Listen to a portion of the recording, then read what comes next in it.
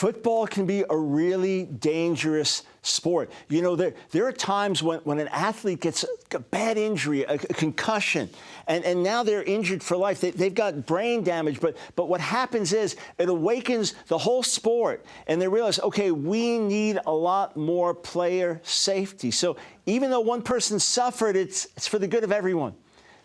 I saw one time in a school, young people, they were all driving their cars to school, and one got in a terrible accident, and they got killed because they didn't have a seatbelt on. And it started this safety movement where all the kids started wearing seatbelts. So even though the one kid died, it was a terrible loss.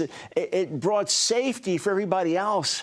But what if in God's plan, instead of an athlete getting a concussion or a young person dying in a car accident, what if in God's plan, one person could suffer and everybody else could go free, and everybody else could learn a big life-changing lesson from it? What if one person's death caused millions of people to turn around and live differently? What if one person dying could mean salvation and forgiveness and new life for millions of people?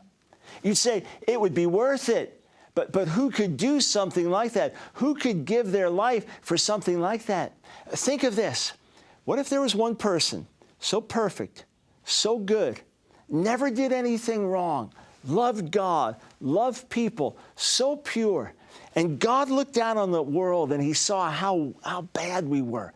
I mean, all the sexual scandals, sexual harassment, all the lust, all the uncleanness, all the greed, all the junk that's in our hearts that turn us away from God and cause us to do things that we know are wrong.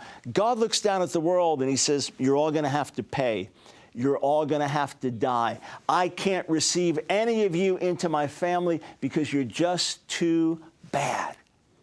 And what if this one who was perfect, who never did anything wrong, who was so pure, who was just totally unblemished, what if he said to God, Father, I will die in their place because I don't owe you anything. I'll pay for what everybody did so that you can forgive them.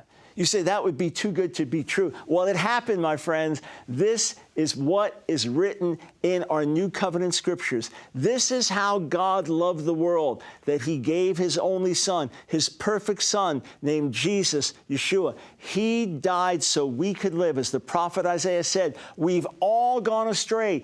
Everyone has turned to his own way, but the Lord laid on him the sin of all of us.